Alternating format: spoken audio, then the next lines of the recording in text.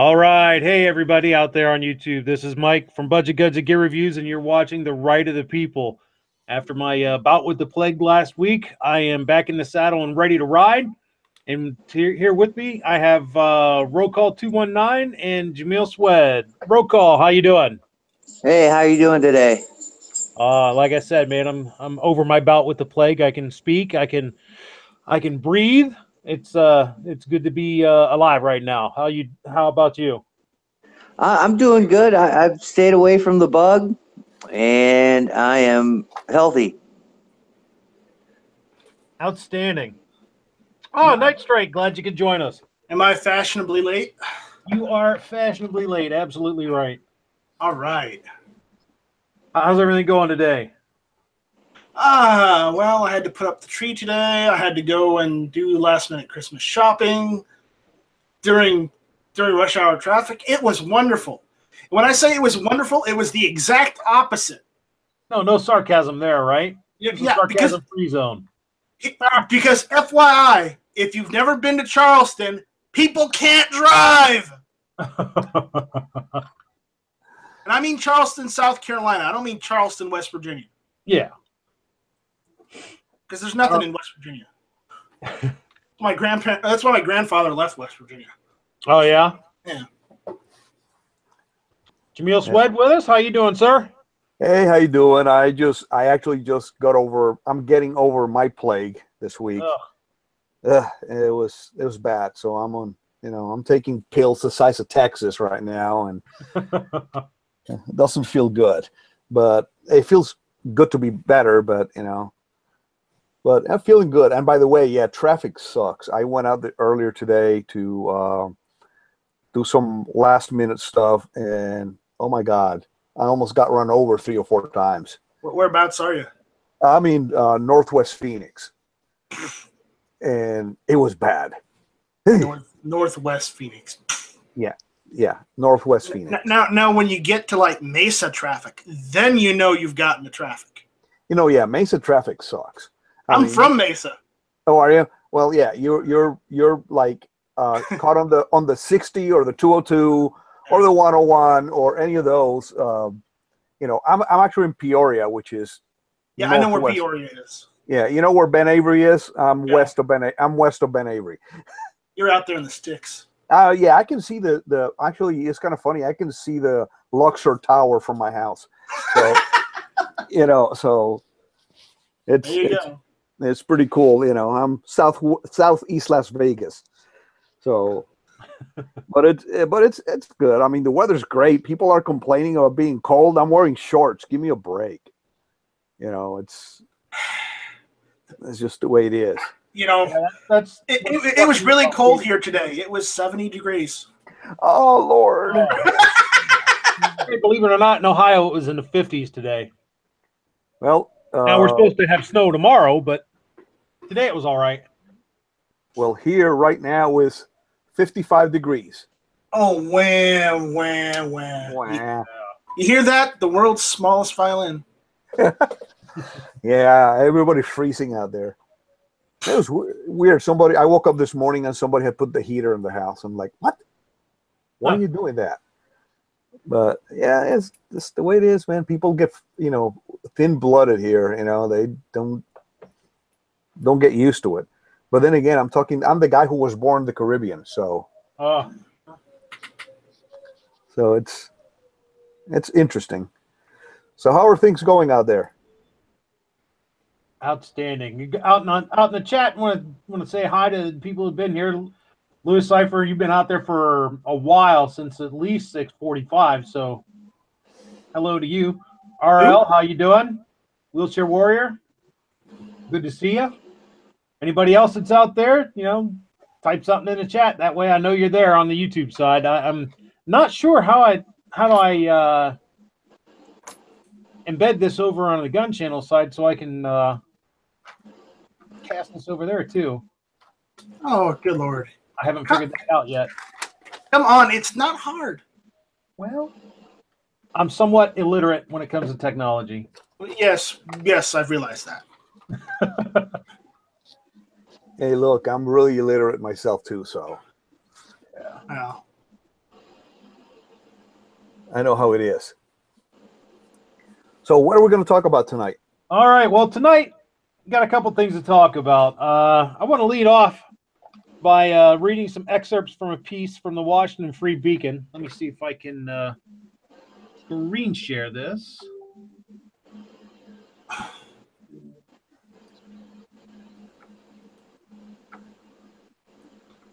What are we talking about tonight? Oh, that's not the one I want to share. I got it. Just don't worry about it. I'll do it. Okay. We're going to talk about Washington Free Beacon wrote a piece about pro-gun women being regularly face violent sexual harassment. Stephen Gutowski wrote this. It was posted on December 18th, 2017. Keep in mind, some of these quotes are kind of nasty, and I'm going to edit them as I go. You'll get the I try to keep it a little bit clean, but yeah. Okay, it's an effing shame you weren't killed when that scumbag raped you, you effing despicable, lying, low-life, right-wing, neo-fascist. See you next Tuesday. That was the message Kimberly Corbin found waiting for her on Facebook early last year. It was sent by a man upset about her gun rights advocacy. Violence, sexual harassment, and threats like the one Corbin received are a common experience for many female gun activists. In interviews with the Washington Free Beacon, 4 prominent pro-gun women detailed the deluge of vitriol and attempted intimidation they face. Each shared their own experience with death and rape threats, as well as threats and hatred directed at their children. Each explained how they'd been forced to involve law enforcement during credible threats to their safety. Corbin first became involved in activism after surviving a rape as a college sophomore in 2006. As her rapist case was still making its way through the court system, Corbin began speaking out about her experience. She said her desire to help other survivors is what drove her. I've been speaking out about sexual assault and rape and victim trauma for 11 years now, and it really wasn't until I came out as being conservative or pro-gun that I started receiving any backlash. Well, go figure. Yeah. But, gee, if you're not part of that liberal narrative, yeah, you're going to go and get, made fun of and persecuted. Absolutely. Being conservative or even a libertarian that believes in, life, liberty, and the pursuit of happiness. Because apparently liberals don't want happiness. They want everything to be perfect in a perfect utopia, which the Russians tried that. It doesn't work. No, it doesn't work at all. I don't see a perfect utopia in North Korea either, but they say they have it. Yeah. Yeah. You don't like it, you get killed. Yeah. Corbin goes on to say, it's horrifying. It reinforces why I carry. Nothing about my message or my experience changed. All that changed was how other people were interpreting that. In January 2016, Corbin was invited to ask a question of then-President Barack Obama during a CNN town hall event. She asked him why he wanted to make it harder for her to carry a gun for her self-protection and the protection of her children. The backlash shocked her. After the town hall on CNN aired, I wasn't prepared for the outreach to me as a person, so I didn't have my social media locked down nearly like I do now, she said. I had people writing heinous things on a picture of my daughter with her first birthday cake. They're writing terrible things about how they hope she gets my gun and shoots me. I had people direct message me saying my rapist didn't finish the job. He should have just killed me. Unfortunately, Miss Corbin isn't the only one to go through things like this. The wonderful love from the tolerant left. Let's see. You truly are a soulless, self-righteous, self-serving bitch with a sick gun fetish. Do us all a favor and blow your brains out, Twitter user Lou Aguilar said to Dana Lash on October 3rd. In October, Dana Lash announced that she was moving in part because of threats made against her and her family. She said the media reaction to her move was overblown. The reaction by some media made me mad. Dana Lash flees her home, I think was one headline, she said. Like I fled my house in the middle of the night or something. The move, she said, had been planned for a long time and wasn't done in a panic. Still, threats did play a significant role in her family's decision to move. At one point, a harasser managed to figure out Lash's cell phone number and home address. In terms of threats, violence, at least every week there's something, and 99% of it I don't take seriously. Then when they get your cell phone number, that's different. I was public about which maybe I shouldn't have been, but I always think the best disinfectant is sunlight. Someone opened up an account on Twitter and their handle was my cell phone number. Then they were posting pictures of my house and saying the craziest, awful stuff. She said she filed a police report, but the situation hadn't yet been resolved. Gee, I wonder why. Well, Lash blames a certain segment of liberal activists, represented by groups such as Antifa and Occupy, for much of the harassment. It's the violent left, she said. It just never made sense to me to denounce violence violently. To violently denounce violence. To show you're more peaceful using violence doesn't make sense. And I think she has a point there. I've been saying this for years, but apparently no one's been listening to Night Strike. Well, you know. I know it's me, so I'll give you the benefit of the doubt on that one. But the fact is that if the left is being more violent and more destructive than the right, why the hell aren't they being put in jail? Yeah. I have no idea. I mean, you've got these people who go and mob and start riots in cities and, trash entire districts, but none of them go to jail. Well, frankly, I think it has to do with the media collusion that we see. They had a love fest at the beginning of last summer with these people, how great they were. They're just protesters and et cetera, until they finally had their faces rubbed in it so much that they had to report on them being on Antifa being declared a terrorist organization, et cetera. I mean, they they couldn't do anything else. They did everything they could to avoid it. It's a little too late for that. Yeah. I'll tell you right now, because they should have been labeled a terrorist organization once they incited a riot and trashed an entire city district. Yep. Once they destroyed public property. Okay, that's not a sane individual that wants to have a civilized conversation.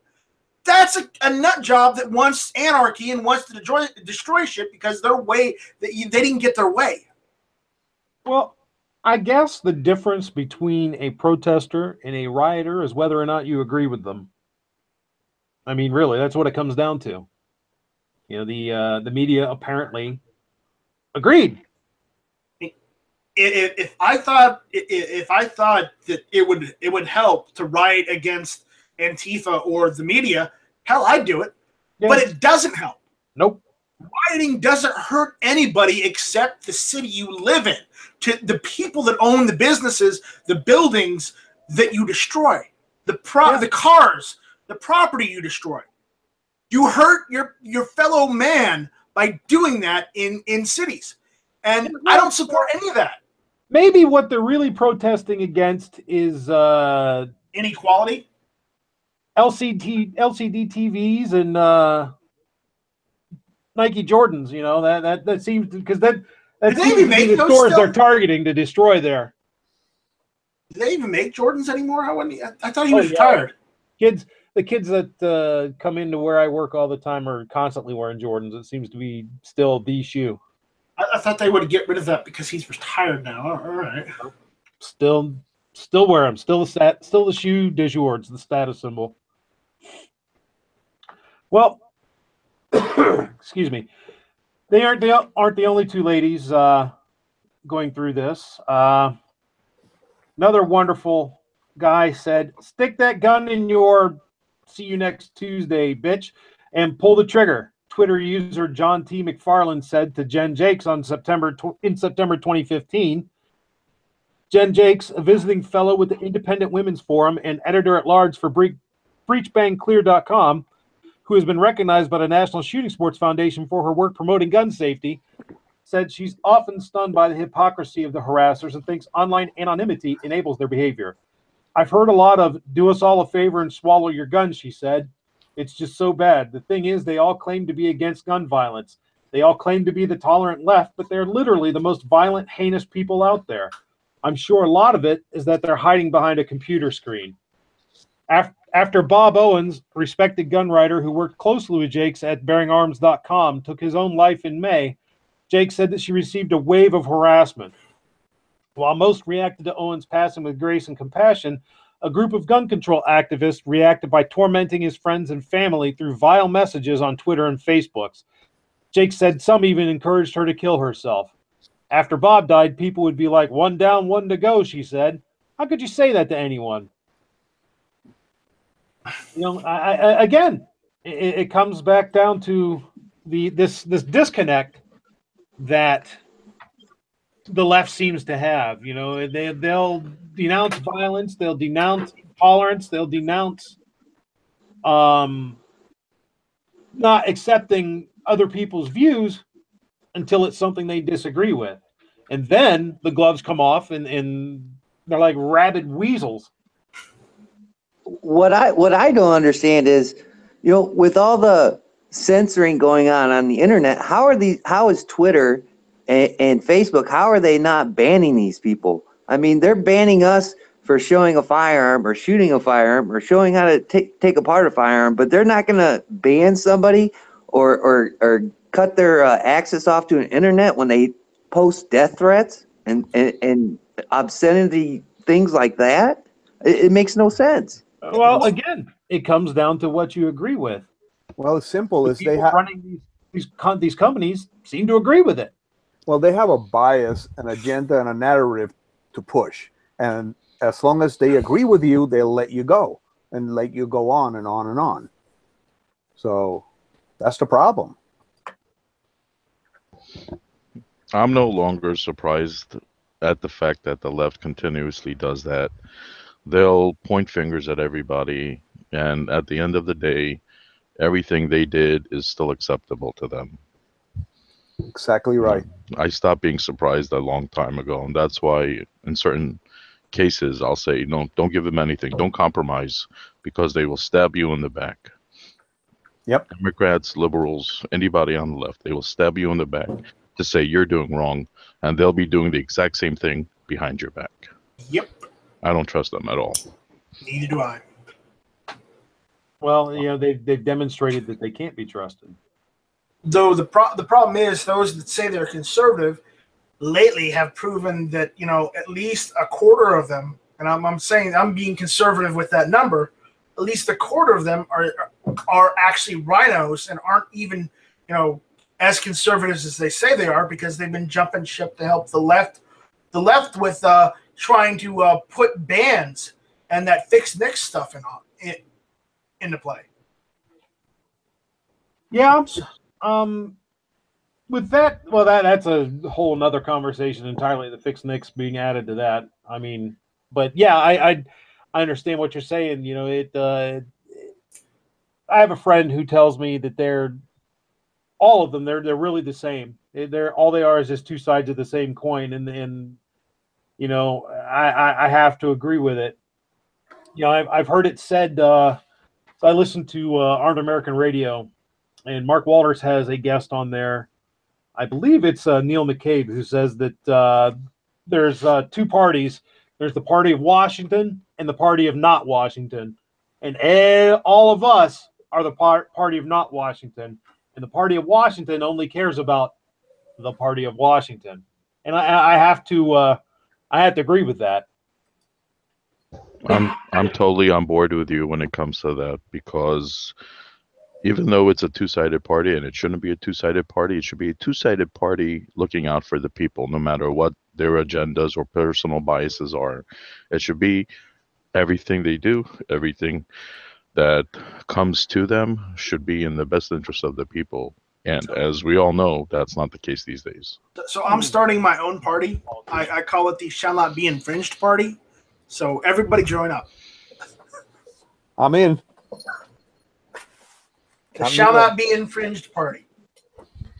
Can I get a patch? What? Can I get a patch? A shall not infringe patch? Yes, you can get a Shall Not Be Infringed patch. I want a t-shirt and I'll join. Okay, you can get a t-shirt. Yay. You got my vote. Start making bumper stickers too. Yeah. I can. I'll just go to work and start slapping bumper stickers of that all over people's cars. Nice.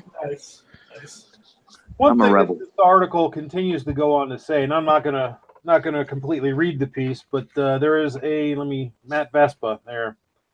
Matt Vespa, who is an associate editor at Town Hall, says he doesn't face the same kind of harassment that these women do. You know, that's I have to find that double standard there is particularly heinous in my opinion.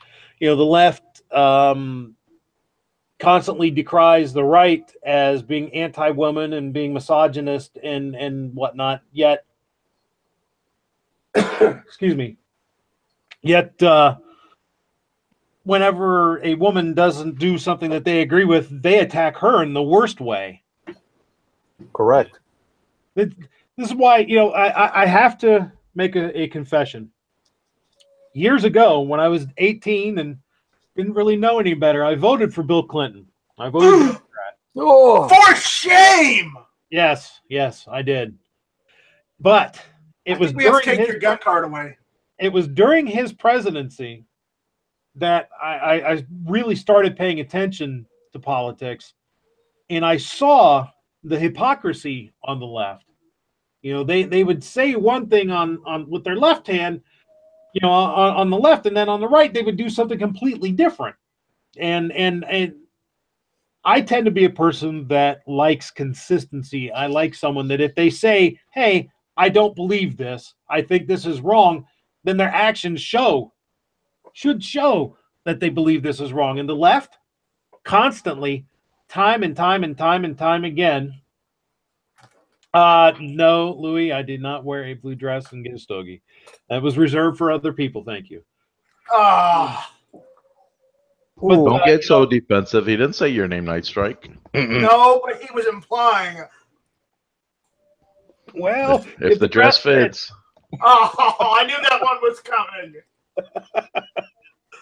I'm sorry. Go on. But it's that hypocrisy that turned me into a conservative. I can't stand it. You know, say what you mean what you say, and that's how I've always been. And when I realized that the left wasn't that way, not that the right really is, but the left just are worse about it, I could no longer in good conscience vote for them. And then when I became cognizant of the gun rights issue and how that broke down, I could, you know, I don't care what political party someone would belong to. If my litmus test first and foremost is, do they support the Second Amendment, not just with words, but with their actions? And if they don't, they won't get my vote. Here's the thing about this last election. I'm with Smeggy on this. He liked this guy, the Libertarian candidate, Austin Peterson. And I kind of wish he had gotten the ticket instead of Gary Johnson, because Gary Johnson proved right without a shadow of doubt that he wasn't libertarian. He was a liberal running as a libertarian. He proved that. But Austin Peterson was a libertarian that was for the Second Amendment. He gifted Gary Johnson that gun, and Gary Johnson threw it in the trash. Exactly. Wow. So what I've been telling people for years is get into the business of getting into the business of government. Know who you're voting for. Go out, search their records, see what they voted for in the past. And that'll tell you everything about them. Absolutely right.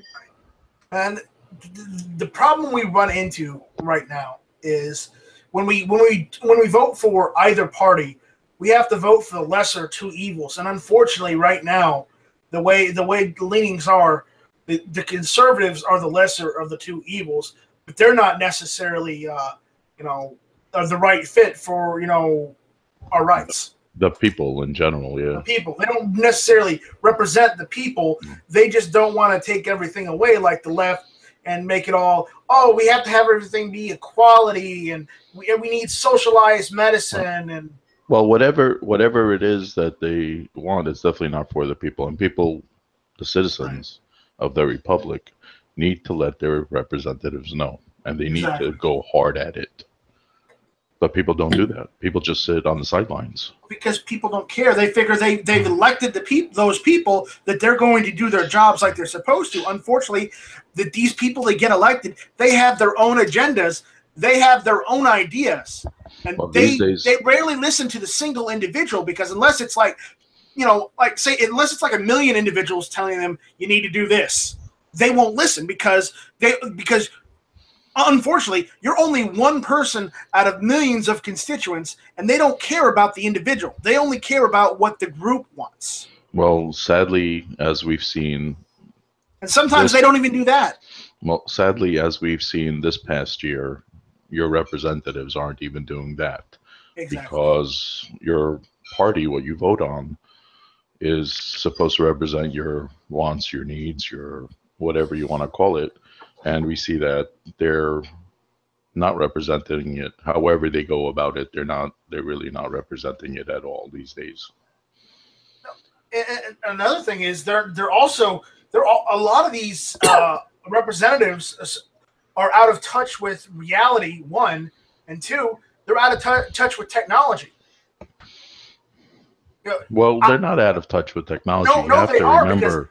because I heard my senator, Lindsey Graham, he doesn't even use email. A lot of these guys that are up there that are old, they don't know how to use email, or hell, they probably don't even know how to use a fax machine. Well, you have to remember that their emails, however you contact them, phone, email, whatever it is, whatever the method you use, they are not the first ones reading it. And No. the difficult thing to believe is that if those people that are getting it at first, are they really relaying it properly to the person who needs to hear it? Maybe they don't even care. Maybe they're totally on the other side. Who knows? They just needed a job, and that was the office that gave them the job. Maybe they're totally on the left. We don't know. Yeah, that could be. Hell, they don't even I know. don't know how much. Well, I guess it goes right along with what you're saying. Is I don't even know how much of what messages I leave, what emails I send, even what letters I write actually get to my representatives. Exactly. And it's frustrating because you're trying, and a lot of people don't get responses. And when they do, it's, what is it? The basic format response. Yeah, Yeah. canned letter. That's it. Yeah, yeah. And we all know that those are worthless. Those are written by some staffer. No, it's not even written by a staffer. It's copy and paste your name on it on the date, and that's it. Yeah. Well, they wrote it once. Yeah. Somebody wrote it 50 years ago, 60 years ago. Well, I mean, yeah. McCain probably wrote his probably 30, 40 years ago. Oh, don't even get me started on McCain. yeah. Oh, that's another thing. Mister, I'm a Republican, though I'm voting like a Democrat, and I probably got a brain tumor dictating everything I do. No, that's not it. That's another thing with what you mentioned. 30 or 40 years. No representative should be in office that long. Period. No. Never. 5 years max, I say. 2 terms, maybe 1 for senators, 3 for Congress. Okay, that's good too. I would vote for that as well. Yeah, just Once you're done, you're done. That's it. Move on. There should certainly never be such a thing as a career politician, though. Right. Politics was never intended to be a career. You were intended to serve and then go back home. Exactly. And Because go when back you have when we have long career politicians, we have things like 25% increase for the government, but not for the rest of the country. Yep. So Then pay to play comes into it. exactly. Yeah, that's how the Clintons made their fortune. Yep. Yeah, let's sell our nuclear secrets to the Chinese for billions of dollars. Well, you want to talk about Russian collusion? How about sell all of our 20% of our uranium to the Russians for big fat speaking engagement fees? Yep. Yeah. There's the real Russian collusion right there. But no, let's not talk about that. Again, it goes back to media collusion with the left. And that's really both sides of the parties. And it comes back down to those non-existent term limits. You're letting people build a career, and in the interim of their building their career, they're building those contacts. They're money-based givers, and it makes a person dishonest. Yeah. Scott out there on the gun channel side is saying you can only be president twice. Should be good enough for all of them. You know, that might be something. You should only be able to run for office in the government twice. I agree. That would save a lot, so we actually get more people in. Different, fresh people. Yeah. We don't need more of the same thing. That's for sure. No, we don't. We don't. But we do need people that actually know what the hell they're doing. Because did anyone watch the Senate stuff when we were watching the Fix Nix and the HR 38 on the lobby? Did anybody else watch it? I was falling asleep at one point because there was nothing being answered. Did you hear the stupid shit they were saying? We're being led by idiots.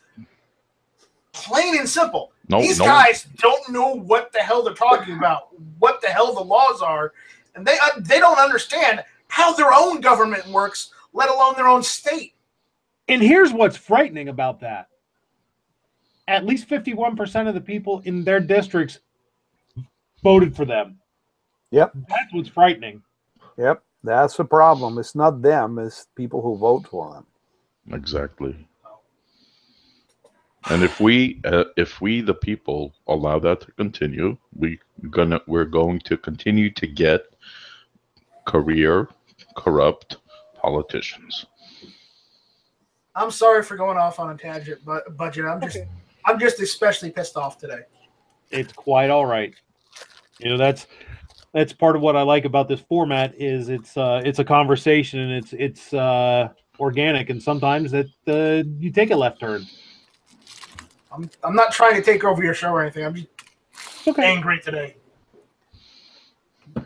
Well, one other thing I want to cover, and then Jamil has something to share with us. Excuse me. Don't mean to be coughing in everybody's ear. I apologize for that. Apparently, the family of one of the Texas church victims is suing the FFL that sold the rifle to the killer.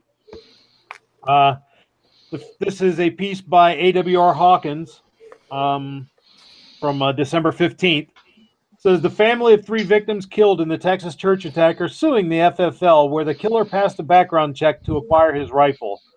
The problem with the suit is that the killer was able to pass a background check because the Air Force failed to report his conviction to the National Instant Criminal Background System, NICS.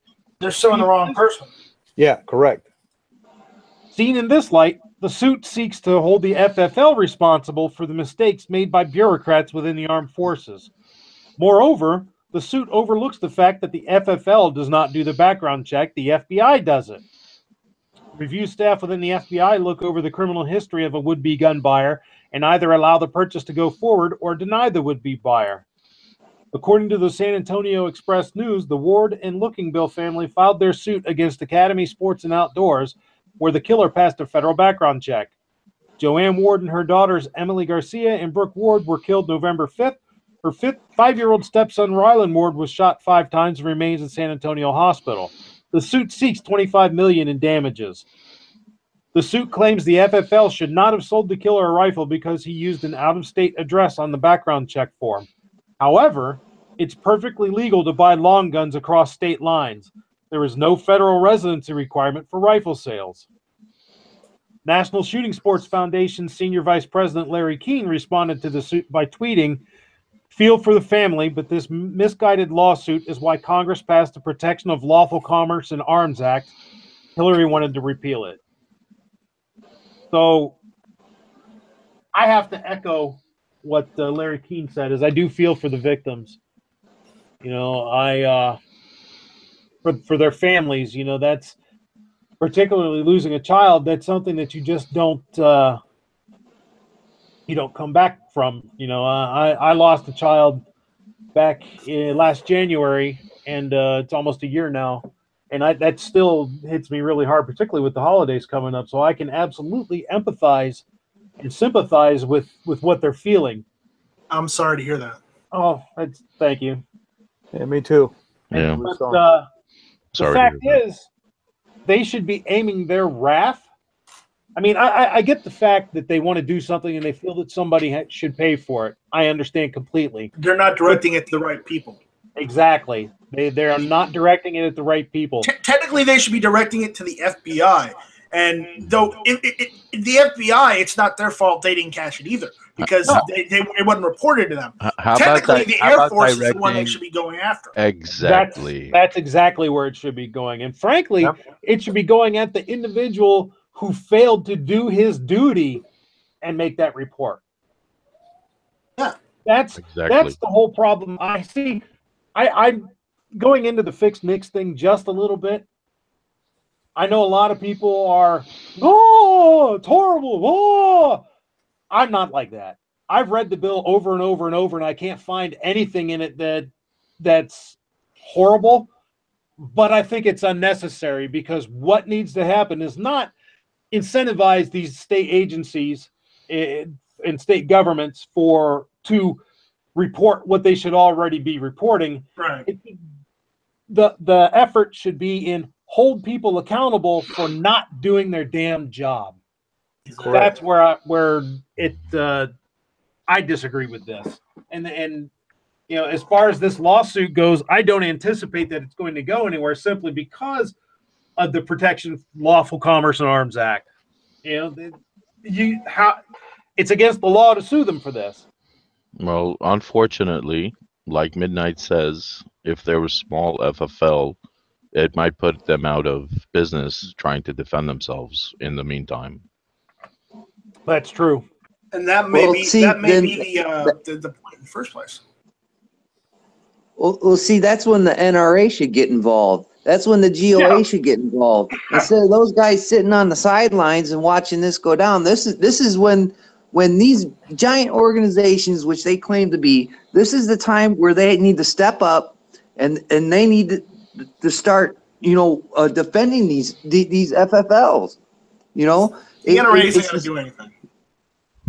Exactly, and it's a shame too, because people constantly give these guys money, and this is what they're supposed to do. They're supposed to protect individuals and to some extent, gun manufacturers and people that sell firearms. That's the whole point. You can't have an NRA without people that sell firearms. It doesn't work that way.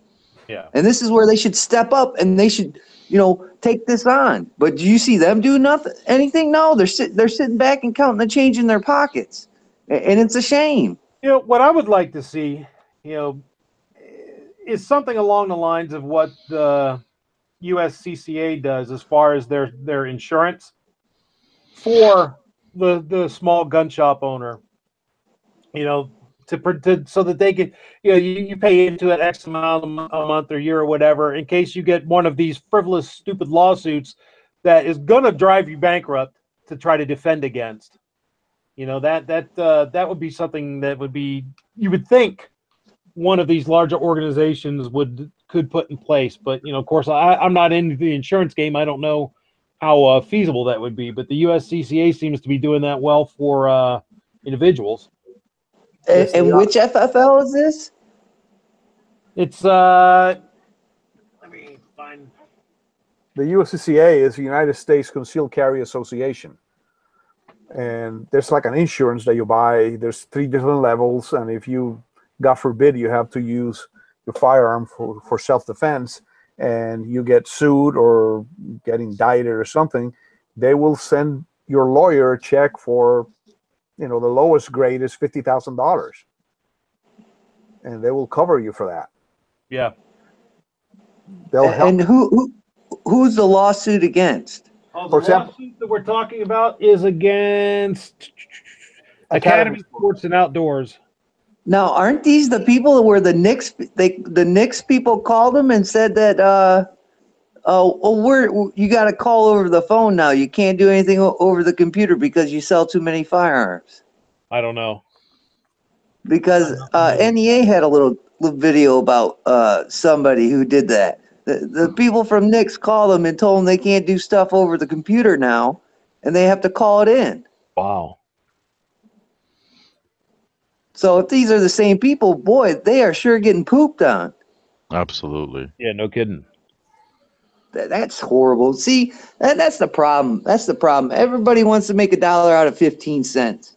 You know, you're suing the wrong people. You should sue the government. You're going to get your $25 billion or ever how much you want. You're not going to get it out of that FFL. You're just not going to. You sue the government. Sue the Air Force. Sue them. Yeah. Don't sue the people that sold the gun. And what? They're held accountable for it? Well, you know, the more I think about it, the more I think that there may be someone behind this whispering in their ear whose goal is to get the FFL holder put out of business, trying to defend against this suit. Yes. Exactly. Where does it say that makes sense. this FFL was? Who was it? It was Academy. If it's Academy Sports, they're a major sporting goods store, you know. Yeah, but in that's not the most point. of southeast and southwest. That's not the point how major they are. The point is they did what they were supposed to do. They didn't do anything wrong. Sue the government, sue the Air Force. Don't sue the person doing their jobs. Yeah. The way they were supposed to do their jobs. I got desk popped. Uh-oh. NSA popped. Desk popped. NSA popped. Sorry, wrong terminology. Very different terminology. So yeah, but again, don't sue the company. Don't sue the employees for doing their job. Yeah, I can't. I just can't fathom that. I mean, That's the old saying, don't shoot the messenger, you know? yeah. That's what that old saying is. You know, one thing I've learned over the last year is that sometimes you can do everything right and there's just nothing that can be done. And it's unfortunate and it sucks, but there it is. You know, in this case, you know, the FFL holder did everything right, did everything they were supposed to do, did everything they were legally and morally required to do. The failure was somewhere else. Yeah, that's too bad. It's like Cabela's. I mean, I'm waiting for something to happen and somebody to try to come after Cabela's, but they're now a giant by being part of Bass Pro Shops. Yeah. Yeah. In the YouTube side, Louis Cipher says the FFL is the low-hanging fruit and easiest to sue. Mm-hmm. Correct. Yeah. Yeah. Yep. I totally agree with that. There's a sad victim of affairs, whatever the term is. Yep. Well, my assumption is they probably don't want to sue the government. They probably, that's going to be a tough case to kind of win. You know how the government is; they're tricky over there. So you know what? Let's sue these people. Maybe we can get it out of these people. You know, and then on the back side of it, we'll stop them from selling firearms. Well, like Budget Guns said before. What did you say like 5 minutes ago? Oh hell, I don't remember.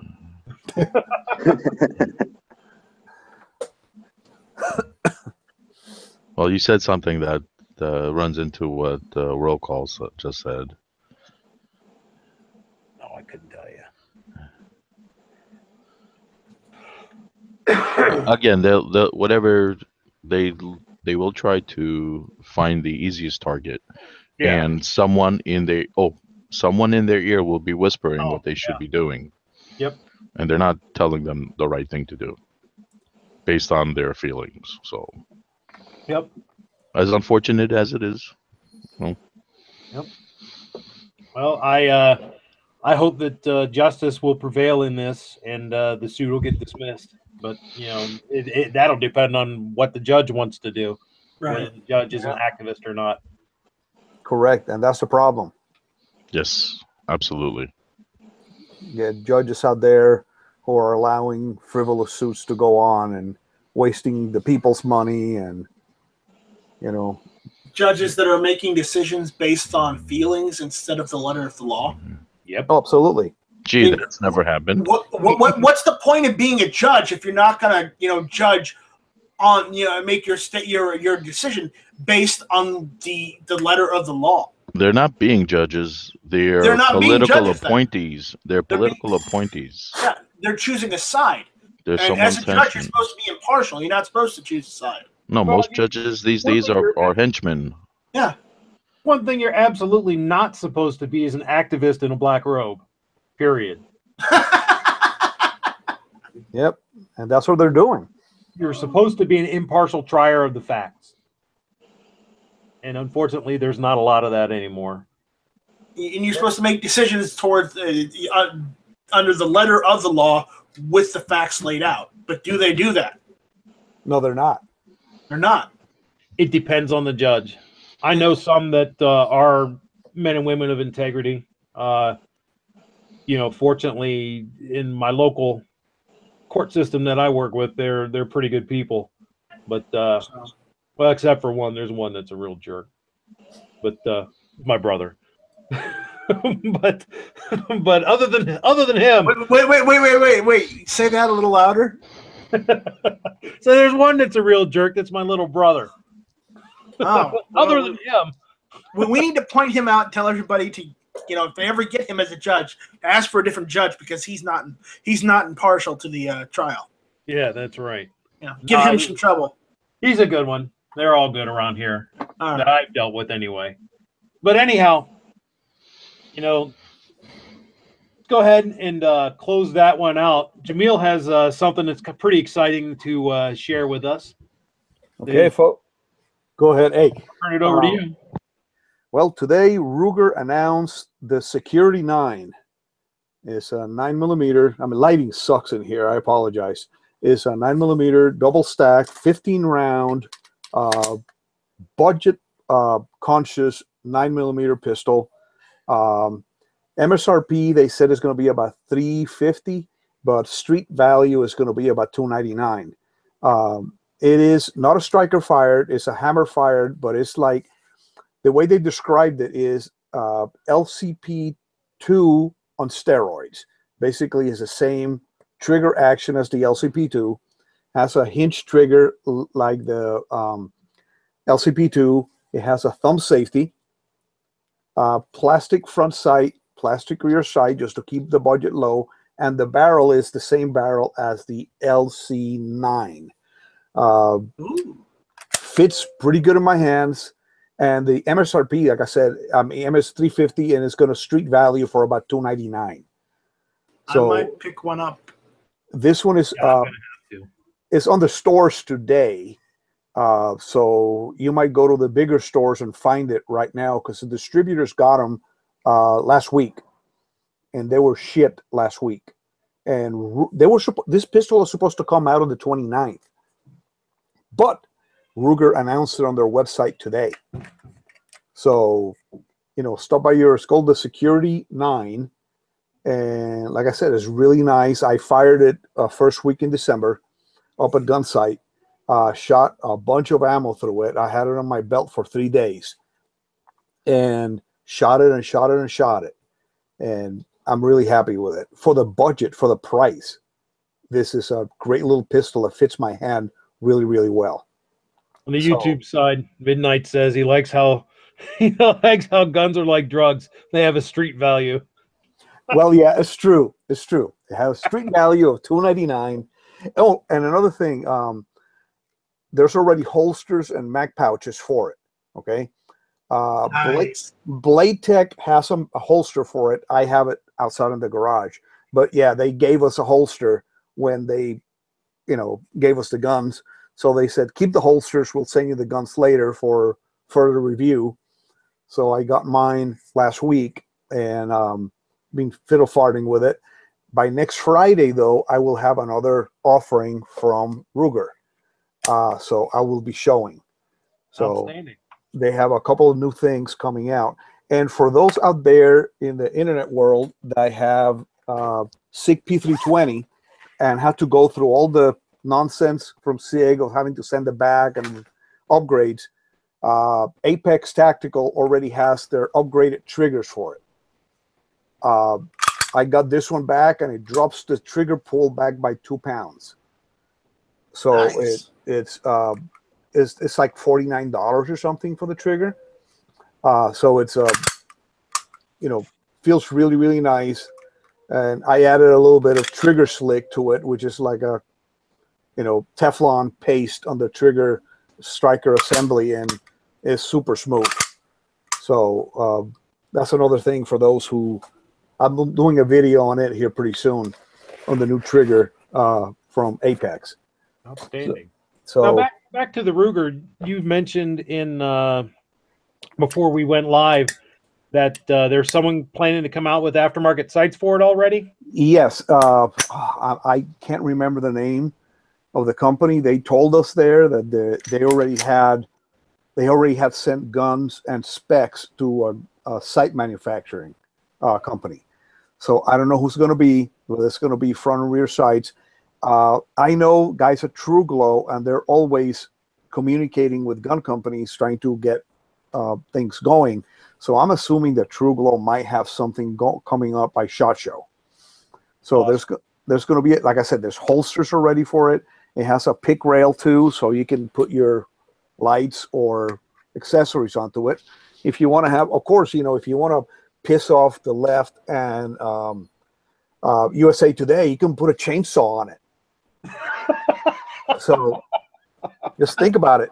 I looked for that chainsaw, and I found the chainsaw attachment for the AR-15 that they say are so evil and whatnot.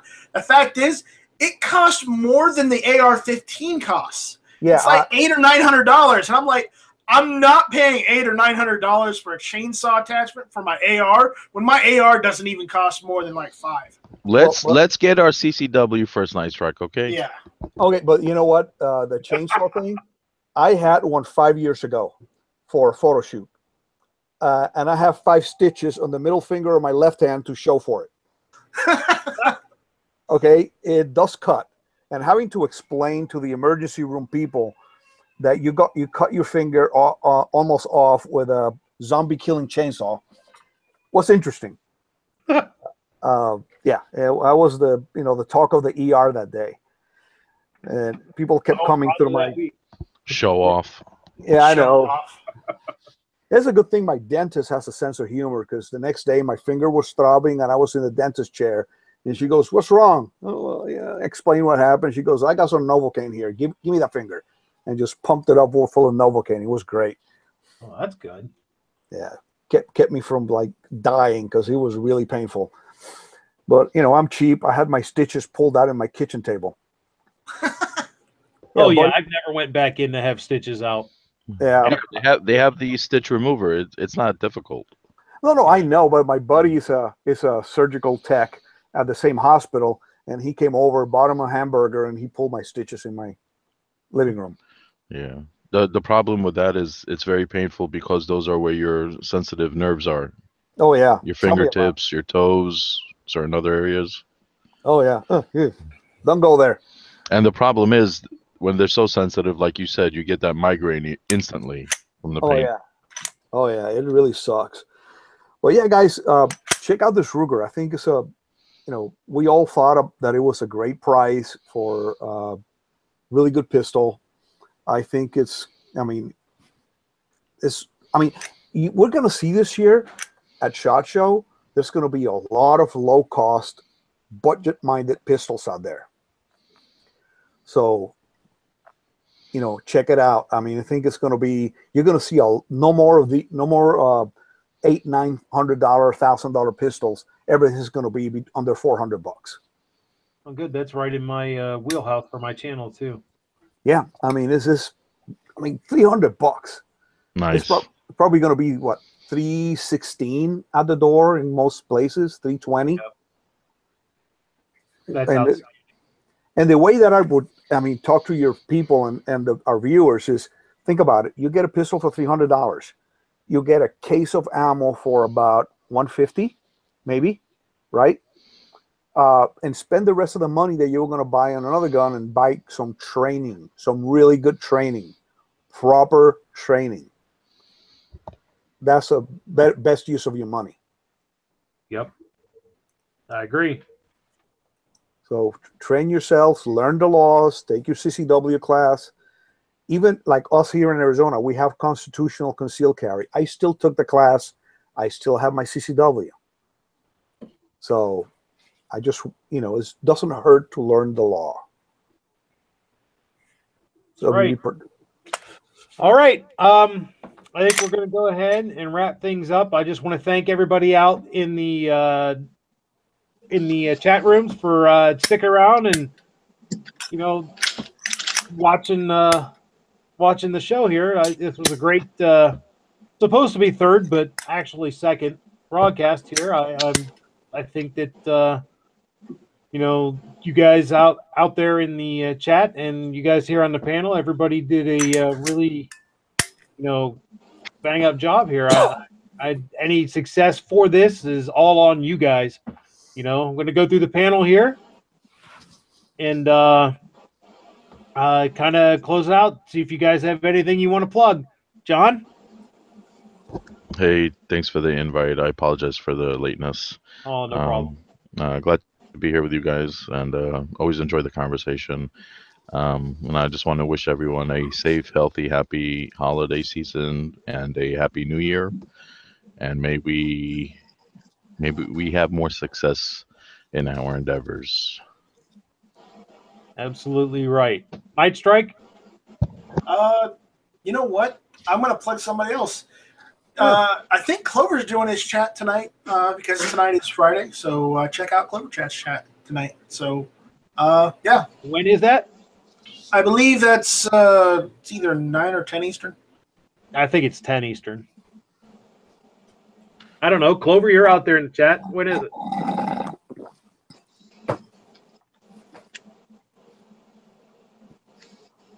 Well, okay. Roll call. You have anything? Yeah, just thanks for having me on again. I really do appreciate it. Check out my channel, Roll Call 219. It's a little risque, but I think you guys will enjoy it. Have a happy holiday, Merry Christmas, Happy Kwanzaa, or whatever falls into your little category this time of year.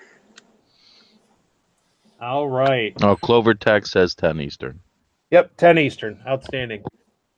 Jamil, Well, you have anything you want to close with? Well, first of all, Merry Christmas to everybody. I hope you have a blessed Christmas with your families and a Happy New Year. And I hope that everybody's safe and enjoys their holiday season with their loved ones. Really, I do. So I hope you have a great time. And I want to close with saying the same thing. I'm glad that everybody was here.